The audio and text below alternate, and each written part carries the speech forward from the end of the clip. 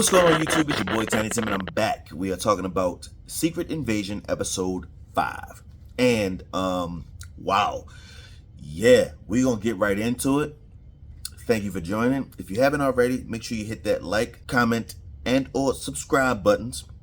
Make sure you have followed me on all socials at Tiny Tim Gaming 3, here on YouTube and over on Facebook at Tiny Tim Gaming. Look for the logo. If you don't see the logo, that is not me. So let's go ahead and get started. Last week, we saw a phenomenal scene, a phenomenal shootout. They were trying to attack the president. This episode, we find out the president's alive, the president's being wheeled in, and Fury standing guard like he wish a motherfucker would. And I'm here for that. I like that. I love that. What I don't like, and the question was asked, like I asked the question, did Fury really get fired, right?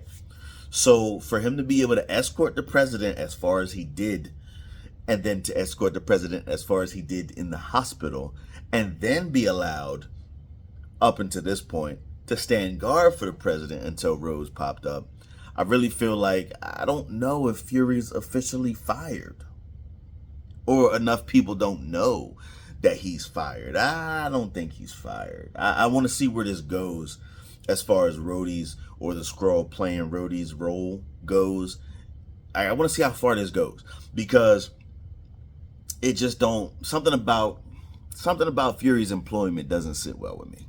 Later in the episode, I got this feeling like, you know, it, not even in the episode, earlier in the series, I got a feeling of Gravik being somewhat of a dictator. Like a lot of the people that were following him didn't really know the scope in which, like, this is a massive scale attack that he's trying to pull off. And I don't think a lot of people that were following him knew the magnitude in which he was trying to pull this off. And what I think they realized is that they have a small role to play in a bigger scheme that they don't really fuck with. They don't really fuck with it. And, you know, they questioning Gravik's authority a lot because they not seeing the fruits of it. Like, they doing all this bullshit, going here, going there. Like the number 2. In the episode I mentioned, episode 2, I think, the number 2 mentioned something about a harvest. That was the name of this episode, and we got that explained. We know what that is now. But what it is the number 2 was sent to all these locations not knowing that he was on a wild goose chase, because Fury had this harvest somewhere that was never at the locations that he was sent to. So, but I wrote it down in my notes that I feel like Gravik is more like a dictator. Like, as soon as they questioned him, instead of giving them answers, this motherfucker put a Groot hand right through him. He killed him. He killed his number 2. Soon as number 2, like, yo, what's really good? What's really going on? Because we don't get it. We're confused. Explain it to us. So when the other followers saw that, they didn't necessarily bang with it. They ain't fuck with it at all. But what could they do? Later in the episode, we see they really don't fuck with it, because they tried to mutiny and kill Gravik. They tried to put a bag over his face. They tried to do all this stuff to hold him down. Like, they really are trying to stop this, because over the last X amount of years, they've come to live a life amongst our species, the human race. They come to live a life a certain way. And when the moment that they found out that Gravik was doing what he was doing and ain't really bang with it, and it could cost them a lot of their lives, and Gravik really don't give a fuck, they like, yo, we gotta stop this. We have to stop this. And it kind of caused a rift, and it caused, like, they tried to mutiny. They tried to throw the captain overboard. Like, they really tried to get him out the paint, because, yo, you're gonna get us all killed. And ultimately, that's what Gravik ended up doing. He ended up calling Rhodey and saying, yo, get a president this intel. Tell him where New Skrullos is, and have him nuke the shit. Have him blow it the fuck up. But everything Gravik is doing is trying to further the cause of start a war between the humans and let them kill themselves. He wants to strike New Skrullos. New Skrullos is over there in Russia, Chernobyl, and that radioactive shit. Like, as soon as that happens, Russia gonna react, and that's what Gravik wants. So when his people see that, they like, yo, I'm gonna fuck with it. And I called it last couple episodes, first episode, whatever it was, when the black dude showed up and Gaia, was walking around giving him the tour and shit. I said, listen, either Gaia gonna get him killed, or he gonna get himself killed, or Gaia gonna get herself killed, or they both gonna die. Either way, Red Shirt gonna die. What I tell you? And Red Shirt died. Red Shirt ain't make it. I knew Red Shirt wasn't gonna make it. He was one of the first ones to get gone when they tried to mutiny. I do like the intro to the show. I like when Skrull Rhodes came to the hospital finally, and Fury like, yo, you must be out your Skrull ass mind. You think I'm gonna let you get close to the prey, And I think that shit was funny to me because it's Sam Jackson and Don Cheadle again on the screen, and I really fuck with it. So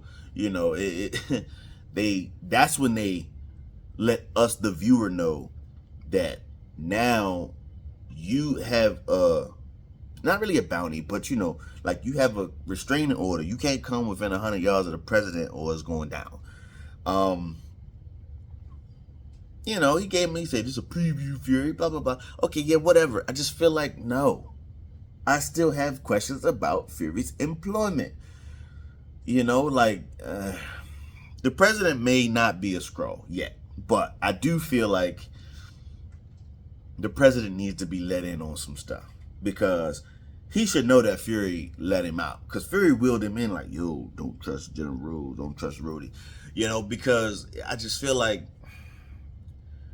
somebody's got to know better. Somebody has to know better. And the crazy thing is, the SIS chick didn't even know that Rhodey was a Skrull. Like, yeah, she got some intel, she got some stuff on her, she knows some stuff, but she still ain't know that. And that bothered me, but at the same time, it was a revelation of sorts. That car ride with Fury and her, towards the end of the episode, we get to see him visit his tombstone, which I was sitting there thinking to myself, hold up, that's not what his tombstone said. His tombstone did not say that. From what I thought, his tombstone said is the Bible verse from Pulp Fiction. The path of the righteous man has been set on. It had Ezekiel 25:17 or whatever it was on his tombstone. But then they showed this tombstone. I'm like, hold up, y'all. That ain't right, y'all. That is not right.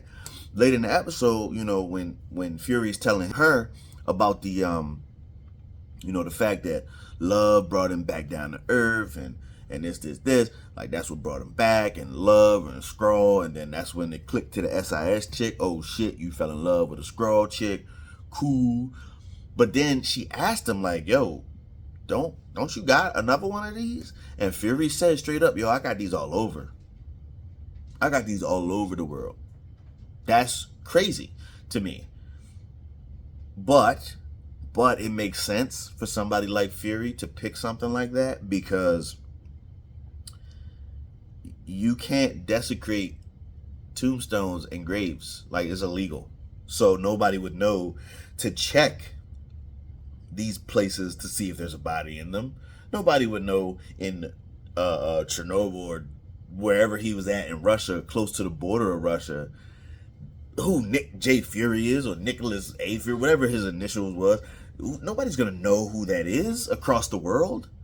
I mean, it's a very popular name. I mean, not really popular, but he's a very well-known guy.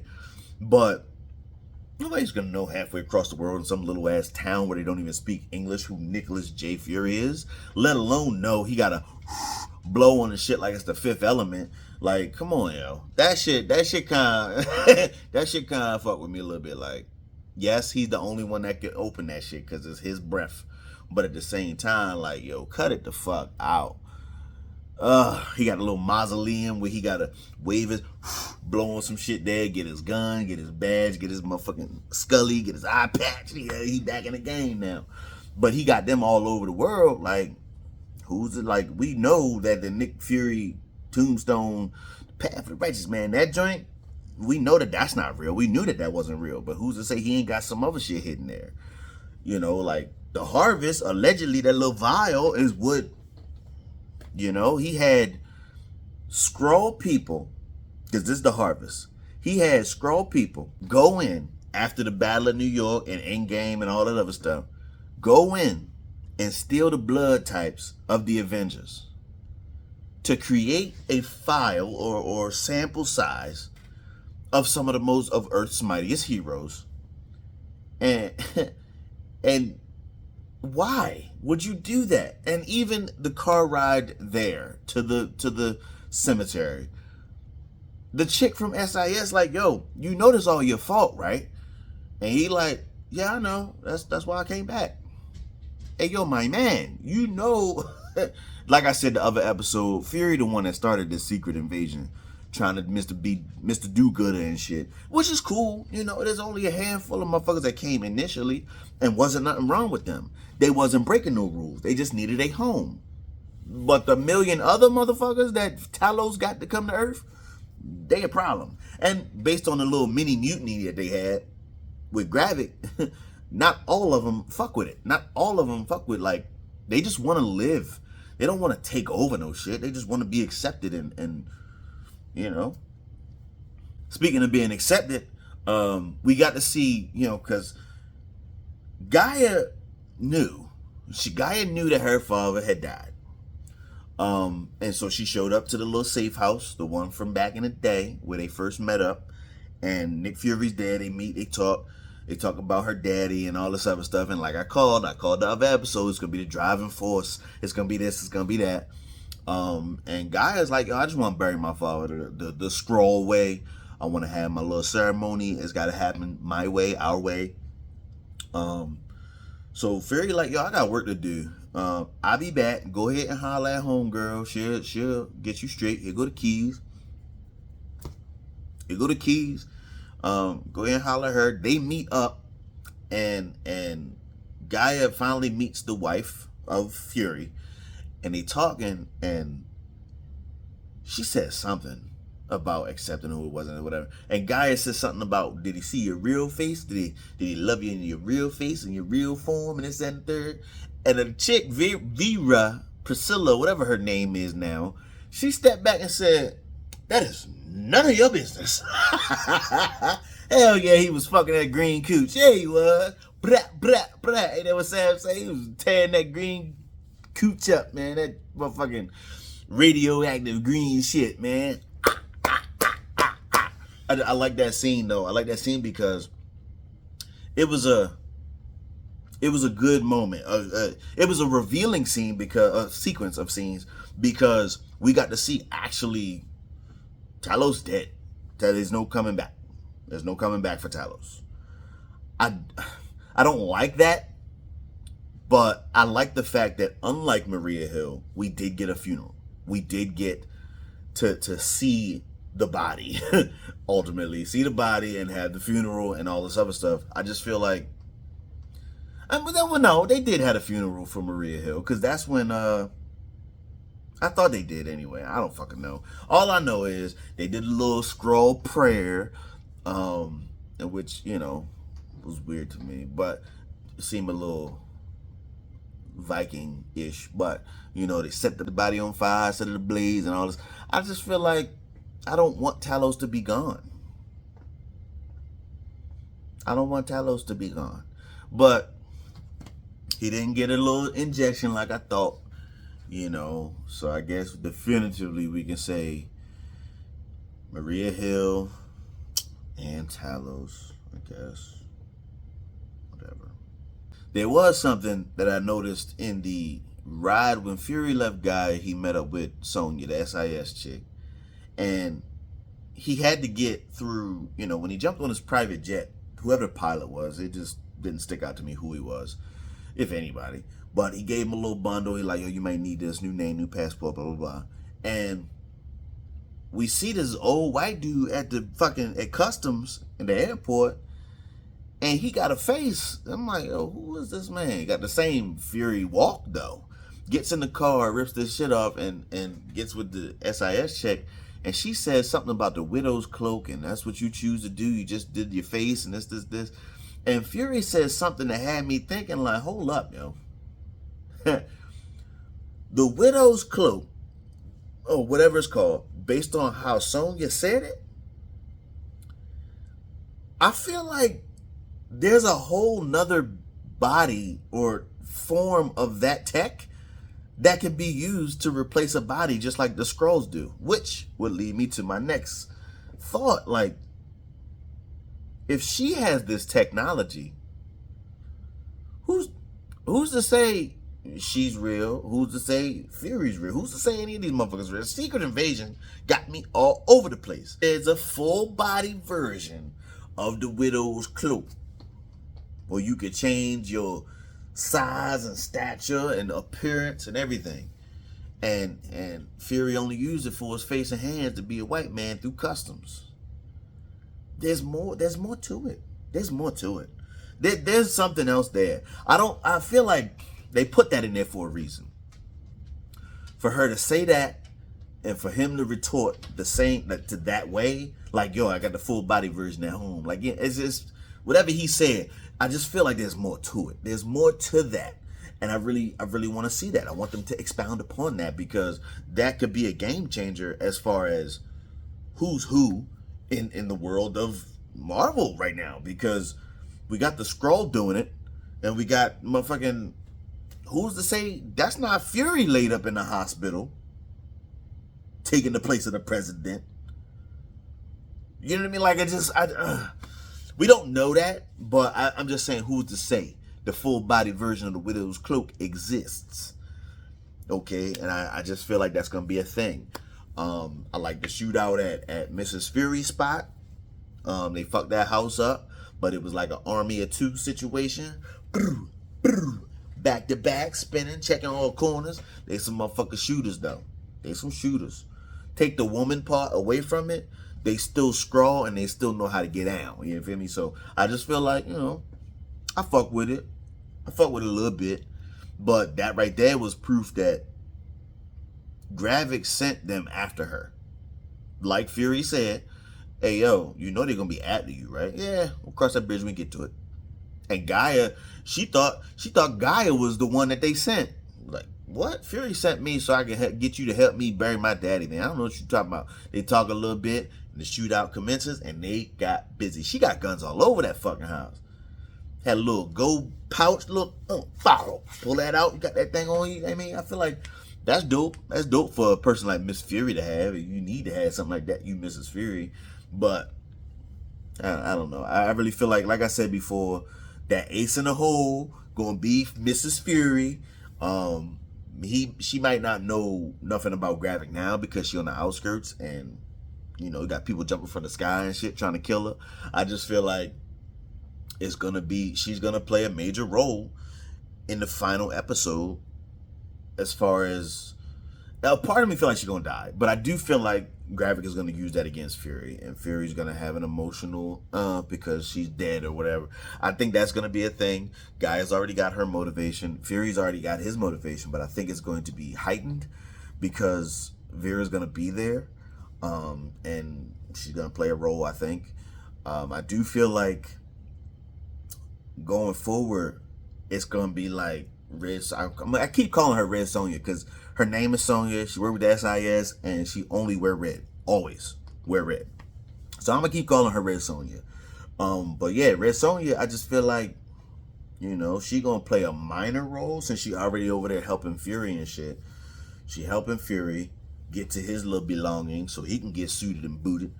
Then it's gonna be Gaia and Fury and Mrs. Fury and Red Sonja against Gravik and whoever else he ain't killed yet, because he gonna keep killing him. I don't get though. I don't know how did they subdue him? How did they kill him?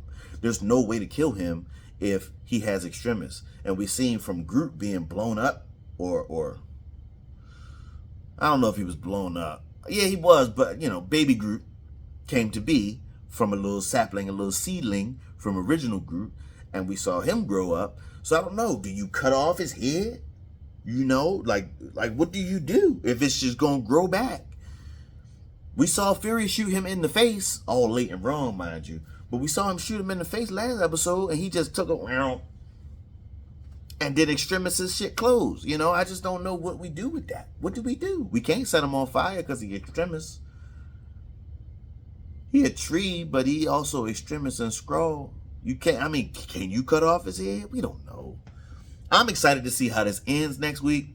I'm excited to see how it plays out. I really do foresee there being a war, there being an emotional, oh no, you died, oh no, I'm pissed off now, so I gotta kill the person who killed you type situation with Fury, Gaia, because you killed my daddy, you trying to start a war, you killed my wife. I just feel like it's gonna be a whole thing. I don't think Gravik has enough backing now that his inner circle is a little like, yo, what do you call them? Not the generals. What he call them? He called them something, and he like, yo, have all of them meet up, and that's when Bull called him out, like, yo, we ain't following you till you tell us what the fuck is up, and he killed him. And I think all of them people in that room, the top Gravik generals, not all of them motherfuckers are on board, bro. They not all on board. They can't be. And even if they not on board, they can't defy him because they gonna get killed. That's why I called him earlier like a dictator, because it's like, all right, you with me until you ain't. And the moment you question me, I'm gonna kill you. Like, don't fucking piss me off because I'm already pissed off. The number two, like, you, everywhere you sent me to go, you turned up nothing. So why you keep sending us these places? What the fuck is really going on? Die. You know, like, come on. I just feel like we probably gonna get a couple more deaths by minor characters. I really want to know really what goes on with Rhodes' character though. What happens going forward? Do we get this Skrull playing Rhodes to flip? After all of this shit, do we find out what happened to the real Rhodes? Because they still haven't touched on that.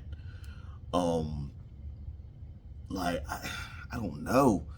And if we find out what happened to the real Rhodes, when did it happen? If you had Skrull going in and cleaning up Avengers blood samples, who's to say, you know, it didn't happen then?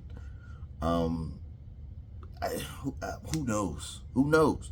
But we're gonna find out next week. We're gonna find out next time when the show ends. I do think it is only 6 episodes, not 8 or 9 like WandaVision. But I think they've. I like the pacing. I like the way it's going, with the way everything is going with it. I do enjoy it. I hope they end it right. Going into what's the next Marvel thing? I think is the Marvels film. I think going into that, I hope they expound upon a couple things like within the next, you know, little situation they got going on here with episode 6. But until next time, it's your boy, episode 5, your boy Tiny, signing out. I'm gonna go ahead and sign off. Like I said at the beginning of the episode, go ahead and check me out on all socials at TinyTimGaming3, where you social, here on YouTube and over on Facebook at TinyTimGaming. Look for the logo, look for my face, and if you don't see either, that is not me. Make sure you turn on your bell for notifications so you know when I go live and or post another video. Like I said, I do have 1 or 2 things I want to drop non-Marvel related, but until then, I'm not going to say on this video what it is. But turn on your bell for notifications so you know what it is and when it drops. Until the next time, it's your boy Tiny. Out. Peace.